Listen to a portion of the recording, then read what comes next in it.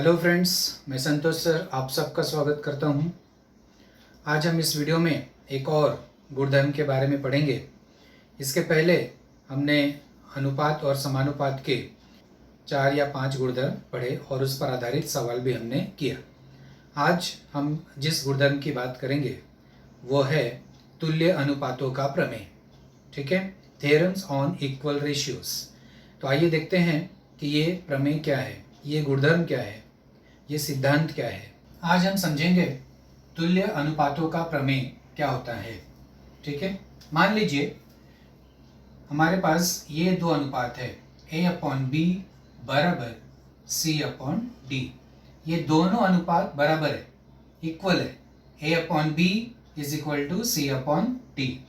ठीक है, तो जब दो अनुपात बराबर होते हैं तब ये अनुपात भी बराबर होगा A+C बटे B+D। ओके, अगर ये दो अनुपात बराबर है तो इसी अनुपात के बराबर ये अनुपात भी होगा। ये अनुपात कैसे आया? A+C ओके बटे B+D। समझ में आया? तो ये तुल्य अनुपात मतलब क्या होता है? समान अनुपात। बराबर, समान अनुपात है। ये दोनों अनुपात बराबर है, इसी के समान ये भी अनुपात समान है। ठीक है, एक उदाहरण के द्वारा हम समझ सकते हैं। मान लीजिए 2/3 बराबर 4/6। ठीक है, ये दो अनुपात बराबर है।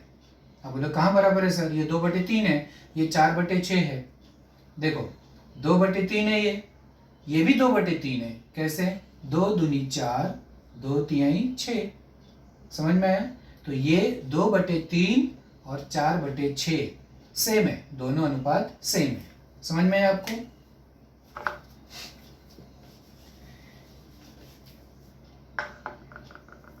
तो 2/3 बराबर 4/6, ये दोनों अनुपात समान है।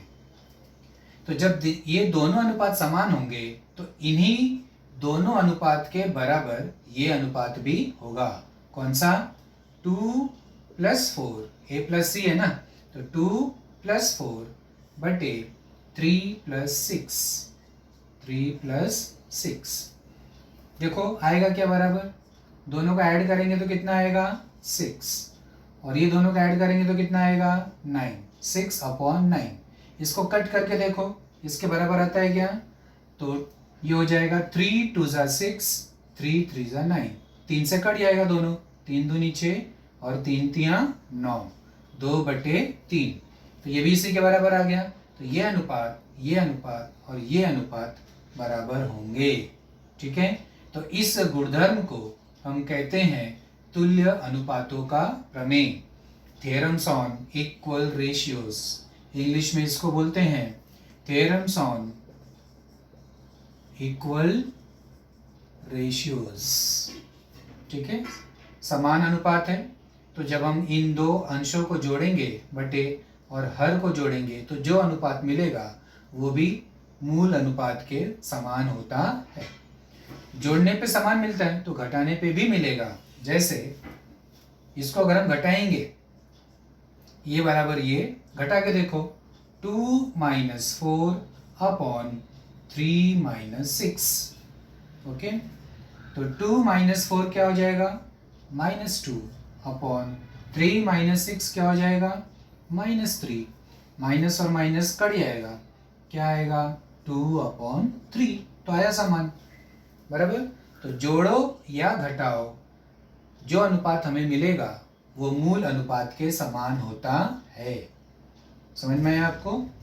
तो इससे इस गुणधर्म को हम कहेंगे तुल्य अनुपातों का प्रमेय।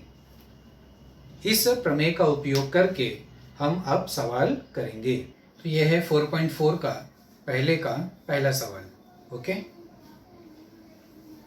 ये सवाल दिया है x/7 is equal to y/3 is equal to 3x + 5y/डैश। यहाँ पे क्या आएगा ये हमें ज्ञात करना है। इक्वल टू 7x - 9y/डैश। यहाँ पे क्या आएगा? वो हमें ज्ञात करना है। ओके, तो आइए इसको हल करते हैं।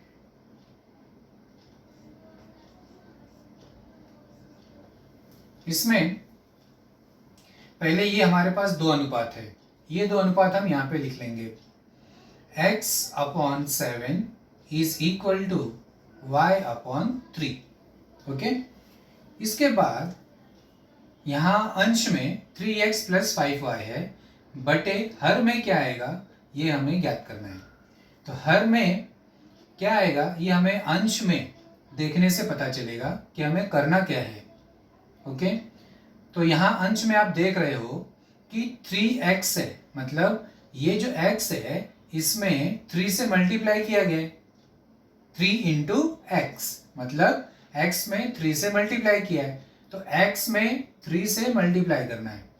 तो जब हम अंश में मल्टीप्लाई करते हैं तो हर में भी करते हैं। अंश और हर दोनों में हम किससे मल्टीप्लाई करेंगे? 3 से। करेक्ट? तो आओ उसको कर लो पहले। So this is equal to, okay, x/7 है हमारे पास, इसमें हम क्या करेंगे? 3 से मल्टीप्लाई करेंगे, ऊपर भी और नीचे भी। तो ये जब नीचे मल्टीप्लाई करेंगे 3 से तो क्या हो जाएगा? 3 × 7 21, 3x/21। ओके, तो ये 3x वाला मैटर सॉल्व हो गया। तो ये 3x का प्रॉब्लम सॉल्व हो गया। 3x मतलब 3x/21। उसी प्रकार दूसरा जो पद है वो क्या है? 5y, मतलब y में 5 से गुणा करना है, तो y में 5 से गुणा करेंगे, तो इसी के आगे लिखेंगे इक्वल टू 5y/5 में यहाँ पे 5 से 3 में गुणा करेंगे तो क्या आएगा? 15। समझ में आ गया आपको? देखो ये 3x है, तो 3x लाने के लिए 3 से मल्टीप्लाई किया, यहाँ भी और यहाँ भी, तो ये मिला। फिर y/3 है, इसमें 5 से मल्टीप्लाई किया तो ये मिला। तो ये सारे अनुपात बराबर ही होंगे। ठीक है, x/7 is equal to y/3 is equal to 3x/21 is equal to 5y/15। अब 3x और 5y हमारे पास आ गया, ये दो अनुपात बराबर है। ठीक है, तो ये 3x और ये 5y को क्या किया गया है? प्लस किया गया है। ठीक है, तो यहाँ पर भी हम क्या करेंगे? प्लस करेंगे। हम प्लस कर सकते हैं किस गुणधर्म के अनुसार? अभी जो हमने समझा उस गुणधर्म के अनुसार। वह गुणधर्म कौन सा है? तुल्य अनुपात के सिद्धांतानुसार। ठीक है, तुल्य अनुपात के प्रमेयानुसार। तो इसलिए अगली लाइन में आप लिख सकते हो, इसलिए तुल्य अनुपात के प्रमेयानुसार,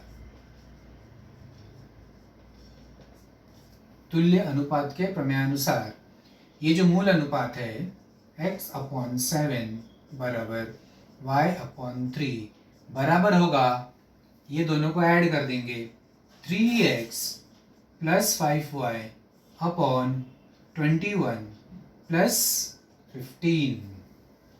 ओके, तो ये कितना आ जाएगा ऐड करने के बाद?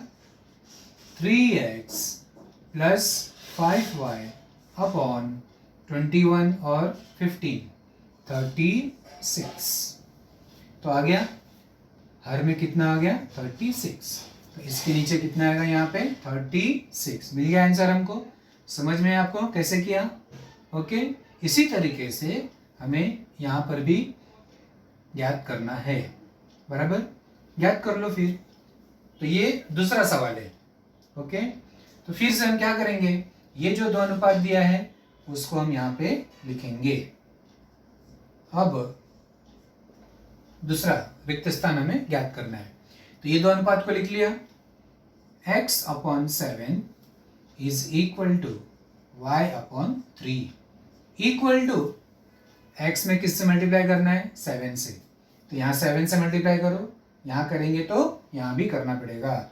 7 से मल्टीप्लाई करेंगे तो 7x अपॉन यहाँ 7 से मल्टीप्लाई करेंगे तो 49 इक्वल टू y है, y में किससे मल्टीप्लाई करना है? 9 से, तो इसमें 9 से मल्टीप्लाई करो, 9y अपॉन 9 3 × 27 इन दोनों को क्या करना है, माइनस करना है। दो अनुपात को जोड़ना या घटाना जब करेंगे तो उसके पहले हमको क्या लिखना पड़ेगा, तुल्य अनुपात के प्रमेयानुसार। तो यहाँ पे लिखेंगे हम लोग, इसलिए तुल्य अनुपात के प्रमेयानुसार। ठीक है, तो यहीं पे लिख देता हूं मैं, x/7 equal to y/3 equal to, दोनों को क्या करना है, माइनस करना है। तो 7x minus 9y upon 49 minus 27 equal to 7x minus 9y ये हो जाएगा 7x माइनस 9y। यहाँ माइनस करेंगे तो क्या मिलेगा, 9 माइनस 7 2 एंड 4 माइनस 2 2 22। तो इसके नीचे कितना आ जाएगा, 22। समझ में आया? ओके, आ गया समझ में आपको? तो इस तरीके से हम इस प्रकार का सवाल हल करेंगे। बहुत ही आसान है। इसी प्रकार का अगला सवाल है, यहाँ पे दिया है a/3 is equal to b/4 is equal to c/7। 3 अनुपात है यहाँ पर हमारे पास, equal to a minus 2b plus 3c upon dash. यहाँ पे क्या आएगा, हर में ये ज्ञात करना है। इक्वल टू डैश ऊपर दिया गया है, अंश ज्ञात करना है, क्या आएगा, अपॉन 6 माइनस 8 प्लस 14। तो यहाँ क्या आएगा और यहाँ क्या आएगा, ये हमें ज्ञात करना है। तो जैसे हमने पहले सवाल किया है उसी प्रकार से इसको भी करेंगे। तो ये तीनों अनुपात हमारे पास है, तीनों अनुपात हम पहले यहाँ पे लिख लेंगे। a/3 is equal to b/4 is equal to c/7। तीनों अनुपात बराबर दिया गया है। अब जो हमें ज्ञात करना है उसके ऊपर यहाँ पे जो अंश दिया गया है उसको देखो ध्यान से। इक्वल टू पहला क्या है, a, तो a तो जैसा है वैसे ही यहाँ पे लिखा गया है। a यहाँ पर है तो a लिखा गया है, तो हम भी यहाँ इसके साथ कुछ भी छेड़छाड़ नहीं करेंगे, जैसा है वैसा ही लिखेंगे। a/3 इसको मैंने जैसा है वैसे ही लिख दिया। उसके बाद b में क्या किया गया है, b में 2 से मल्टीप्लाई किया गया है, हम भी वही करेंगे। b में 2 से मल्टीप्लाई करेंगे, ऊपर करेंगे तो नीचे हर में भी करना पड़ेगा। तो यहाँ 2 से मल्टीप्लाई करेंगे तो ये हो जाएगा 2b अपॉन यहाँ 2 से मल्टीप्लाई करेंगे तो ये हो जाएगा 8 इक्वल टू तीसरा जो दिया गया है c में 3 से मल्टीप्लाई किया गया है, तो c में 3 से मल्टीप्लाई करेंगे तो ये हो जाएगा 3c और यहाँ 3 से मल्टीप्लाई करेंगे तो ये हो जाएगा 21। मल्टीप्लाई वाला काम कर दिया हमने। अब जोड़ना है कि घटाना है उसको देखो, ये दोनों को घटाना है और फिर उसमें क्या जोड़ना है, 3c। तो वही चीज हम यहाँ पर भी करेंगे। तो जोड़ना और घटाना है तो किस नियम के अनुसार करेंगे, वो नियम यहाँ पे लिखना पड़ेगा। तुल्य अनुपात के प्रमेयानुसार ये तीनों अनुपात a/3 is equal to b/4 is equal to c/7 equal to a minus 2b plus 3c upon, तो जो ऊपर किया वो हम नीचे भी करेंगे। 3 माइनस 8 a माइनस 2b, ये दोनों को घटाया तो ये दोनों को घटाना पड़ेगा। 3 माइनस 8 और इसमें जोड़ना क्या पड़ेगा, 21 प्लस 3c किया गया है, इसलिए यहाँ पे क्या करना पड़ेगा, प्लस 21। तो इसको हल कर दो, क्या आएगा, इसलिए a/3 is equal to b/4 is equal to c/7 is equal to a minus 2b plus 3c upon 3 में से 8 गया, -5 में 21 जोड़ेंगे तो आएगा 16। ठीक है, तो क्या आएगा रिक्त स्थान में 16, तो यहाँ पे आ गया 16। समझ में आया आपको, मिल गया आंसर। ओके, अब हम आगे बढ़ते हैं, यहाँ ज्ञात करते हैं कि क्या आएगा। ओके, अब ये वाला जो ज्ञात करना है वैसे ही ज्ञात करेंगे जैसे अभी तक हमने ज्ञात किया है। हमारे पास ये तीनों अनुपात है, उसको लिख लिया हमने, a/3 is equal to b/4 is equal to c/7 equal to, अब जो हमें ज्ञात करना है यहाँ पे, ठीक है, तो यहाँ पे हर दिया गया है, यहाँ पे हमें हर ज्ञात करना था। अंश को देखते हुए हमने जो भी क्रिया करना था वो क्रिया यहाँ पे किया। अब यहाँ पे अंश नहीं दिया है, हर दिया है, तो हर को देखते हुए हम यहाँ पे गुणा भाग वाली क्रिया करेंगे। ठीक है, तो हर में क्या दिया है देखो, पहले क्या दिया है 6, अब यहाँ पे क्या है 3 बराबर, तो यहाँ पे 6 कैसे आ सकता है, जब हम 3 में 2 से गुणा करेंगे तो 6 आ जाएगा, तो जब नीचे 2 से गुणा करेंगे तो ऊपर भी करना पड़ेगा। समझ में आया, तो यहाँ पे हमें 2 से गुणा करना पड़ेगा, तो जो 2a/6 बराबर, 3 में हमने 2 से गुणा किया तो 6 आया, और a में 2 से गुणा किया तो 2 आया। क्यों, क्या पता चल गया आपको, क्योंकि यहाँ पे 6 है, तो 6 आने के लिए 3 में हमें 2 से गुणा करना पड़ेगा। ठीक है, इसीलिए हमने यहाँ पे 2 से गुणा किया, तो हमें मिल गया 2a/6।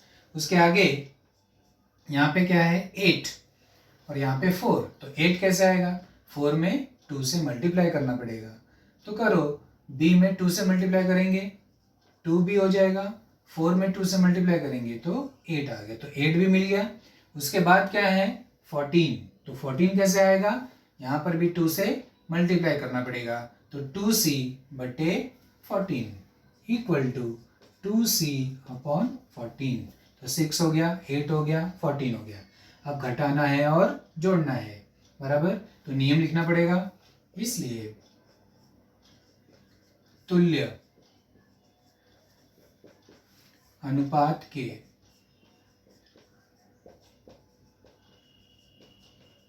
प्रमेयानुसार a/3 is equal to b/4 is equal to c/7 is equal to 6 - 8, ये दोनों को माइनस किया गया है तो यहाँ माइनस होगा 2a - 2b, और तीसरे को क्या किया गया है, जोड़ा गया है, तो ये जुड़ जाएगा, प्लस 2c, 6 - 8 प्लस 14, 6 - 8 प्लस 14, 6 - 8, तो 2a - 2b प्लस 14, तो इसमें प्लस 2c।